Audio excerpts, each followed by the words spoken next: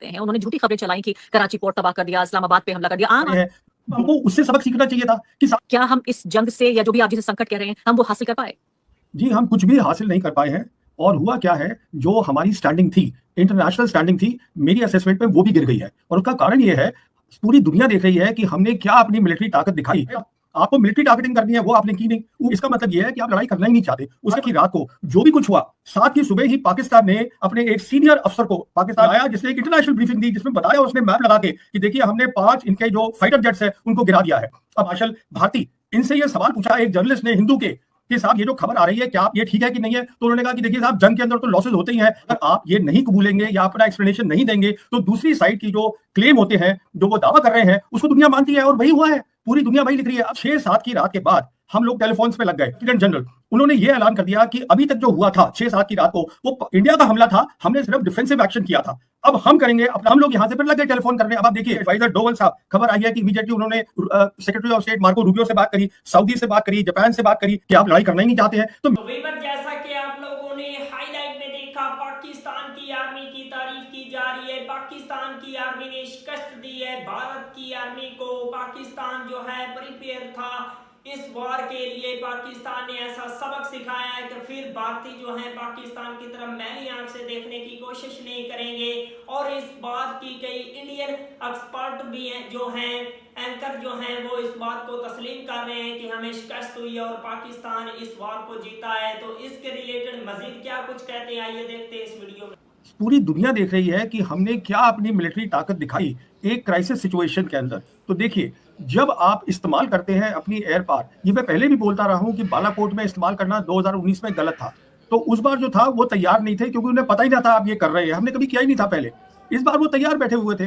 तो ये आपने एक पहली बात तो ये है, अगर आप जा रहे हैं दुश्मन के एरिया के अंदर, आपके पास मिलिट्री ऑब्जेक्टिव होना चाहिए। अब वो बार बार ये बोल रहे हैं कि हमारा ऑब्जेक्टिव था, वो मिलिट्री वाले बोल रहे हैं। अभी देखिए, कल जो है प्रेस कॉन्फ्रेंस हुई है, 3 senior officers army, air force, navy के बैठे हैं और वो बार बार बोल रहे हैं, देखिए बहुत इंपॉर्टेंट बात है, वो ये कह रहे हैं कि हमारा जो ऑब्जेक्टिव था वो सिर्फ ये था कि आतंकवादी के जो कैंप है उनको तोड़े, और हम बिल्कुल संयम इस्तेमाल करना चाहते हैं। अरे आपको मिलिट्री टारगेटिंग करनी है, वो आपने की नहीं। ऊपर से आप ये बोल रहे हैं कि हम हर बार उनको बोल रहे हैं कि हम अपनी तरफ से संयम कर रहे हैं। इसका मतलब ये है कि आप लड़ाई करना ही नहीं चाहते। उसके बाद देखिए क्या हुआ, 6 और 7 की रात को जो भी कुछ हुआ, 7 की सुबह ही पाकिस्तान ने अपने एक सीनियर अफसर को, पाकिस्तान एयरफोर्स के जो उनका नंबर 3 अफसर है, air chief marshal Aurangzeb Ahmed को बुलाया, जिसने एक इंटरनेशनल ब्रीफिंग दी, जिसमें बताया उसने मैप लगा के कि देखिए हमने 5 इनके जो फाइटर जेट्स है उनको गिरा दिया है।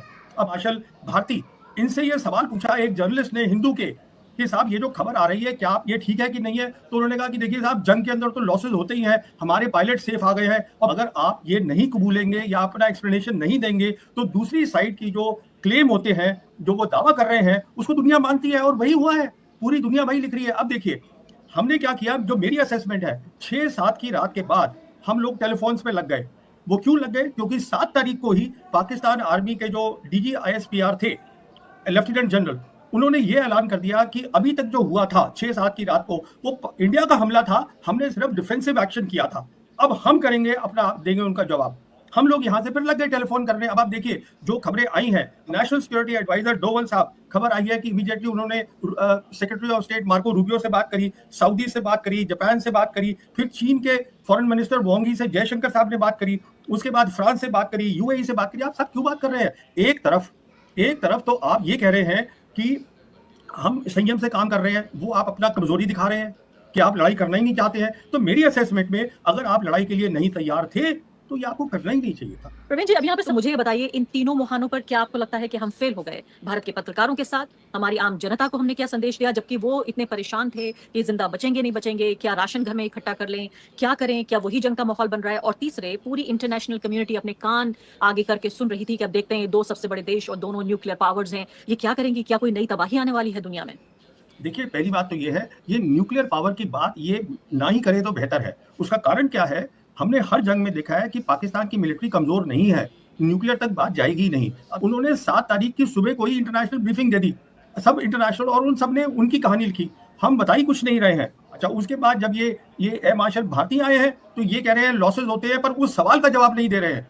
समझे। उसके साथ साथ हम फोन कर रहे हैं, वो भी फोन कर रहे हैं, वो भी लड़ाई नहीं चाहते, इसमें कोई शक नहीं है। पर जब उन्होंने तय कर लिया था हम रिस्पांस देंगे, उन्होंने रिस्पांस दिया, तो बात बढ़ सकती थी। अगर बात बढ़ती, फिर कुछ खबरें ये भी आई कि जो पाकिस्तान है वो तैयार हो रहा है प्री वॉर सिचुएशन के लिए। कुछ खबरें आई कि वो अपनी ट्रूप्स को फॉरवर्ड मूवमेंट। विवरण जैसा कि आप लोगों ने वीडियो में देखा, पाकिस्तान ने भारतीयों का गरूर खाक में मिला दिया। मोदी जो है उसका गरूर भी खाक में मिला दिया। मोदी जो सोच रहा था कि पाकिस्तान पर अटैक करेंगे और पाकिस्तान चुप बैठा रहेगा, ऐसा कुछ भी नहीं हुआ। पाकिस्तान ने जो जवाब दिया है उसको पूरी दुनिया मान रही है। और पाकिस्तान के ISPR DG ISPR ने बताया भी था, जब हम हमला करेंगे, जब हम अटैक करेंगे तो उसकी गूंज पूरी दुनिया देखेगी। और दुनिया ने सुनी भी और उसको एक्सेप्ट भी किया।